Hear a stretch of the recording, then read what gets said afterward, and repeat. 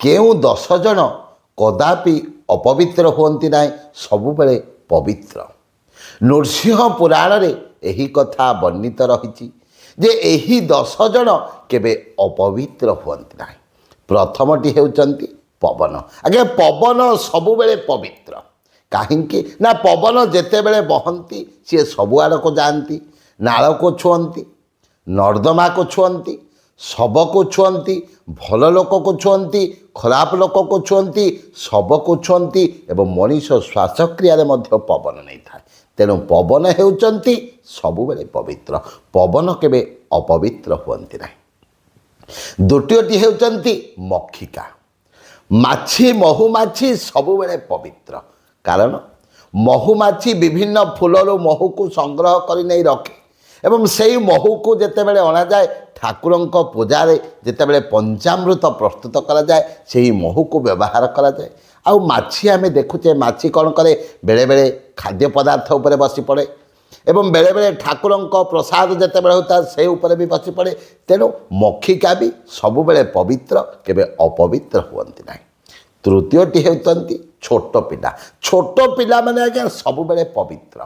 ଛୋଟ ପିଲାମାନେ ଯେକୌଣସି ଜାଗାକୁ ଯାଇପାରିବେ, ଯେକୌଣସି ସ୍ଥାନକୁ ପହଞ୍ଚି ପାରିବେ ଏବଂ ଯାହାକୁ ବି ଛୁଇଁ ଦେଇପାରିବେ। ତେଣୁ ଛୋଟ ପିଲାମାନେ ବି ସବୁବେଳେ ଆଜ୍ଞା ପବିତ୍ର।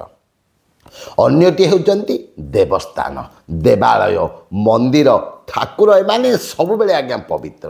କାହିଁକି ନା ଦେବାଳୟକୁ ବ୍ରାହ୍ମଣ ଯାଆନ୍ତି, ଶୂଦ୍ର ଯାଆନ୍ତି, ଚଣ୍ଡାଳ ଯାଆନ୍ତି, ଯେକୌଣସି ଲୋକ ଯାଆନ୍ତି, ଠାକୁରକୁ ପୂଜା କରନ୍ତି।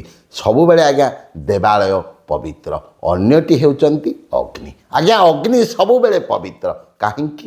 ଆମେ ଯେତେବେଳେ ଖାଦ୍ୟ ପ୍ରସ୍ତୁତ କରୁଛେ ଅଗ୍ନିକୁ ପ୍ରଜ୍ୱଳିତ କରୁଛେ। ମଣିଷ ମରିଗଲା ଯେତେବେଳେ ଶବକୁ ଦାହ କରାଯାଏ ଅଗ୍ନିକୁ ବ୍ୟବହାର କରାଯାଏ ଏବଂ ବିଭିନ୍ନ ଯଜ୍ଞ କାର୍ଯ୍ୟକ୍ରମରେ ବି ଅଗ୍ନିକୁ ବ୍ୟବହାର କରାଯାଏ। ତେଣୁ ଅଗ୍ନି ହେଉଛନ୍ତି ସବୁବେଳେ ପବିତ୍ର। ଅନ୍ୟ ଜଣେ ହେଉଛନ୍ତି ଗୋମାତା, ଗାଈ। ଗାଈ ଆଜ୍ଞା ସବୁବେଳେ ପବିତ୍ର। ଆମେ ଗାଈଠାରୁ କ୍ଷୀରକୁ ଆଣୁଛେ ଏବଂ ଠାକୁରଙ୍କ ପୂଜା କାର୍ଯ୍ୟରେ ସେହି କ୍ଷୀରକୁ ବ୍ୟବହାର କରୁଛେ, ଶଙ୍କର ଭଗବାନଙ୍କୁ କ୍ଷୀର ଅର୍ପଣ କରୁଛେ।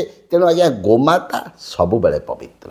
ଅନ୍ୟଟି ହେଉଛନ୍ତି ସୁବର୍ଣ୍ଣ ଅର୍ଥାତ୍ ସୁନା। ଆଜ୍ଞା ସୁନା ମଧ୍ୟ ସବୁବେଳେ ପବିତ୍ର। ଅନ୍ୟ ଜଣେ ହେଉଛନ୍ତି ବହୁଥିବା ନଦୀ। ନଦୀ ଜଳ ଯେତେବେଳେ ବହି ଯାଉଥାଏ ସେହି ଜଳକୁ ଆଣି ବିଭିନ୍ନ କାର୍ଯ୍ୟକ୍ରମରେ ବ୍ୟବହାର କରାଯାଏ। ତେଣୁ ନଦୀ ଜଳ ବି ସବୁବେଳେ ପବିତ୍ର ଏବଂ ବିପ୍ର ବ୍ରାହ୍ମଣ ବି ସବୁବେଳେ ପବିତ୍ର। ତେଣୁ ଦର୍ଶକ ବନ୍ଧୁ, ଏହି 10 ଜଣ କେବେ ଅପବିତ୍ର ହୁଅନ୍ତି ନାହିଁ। ସବୁ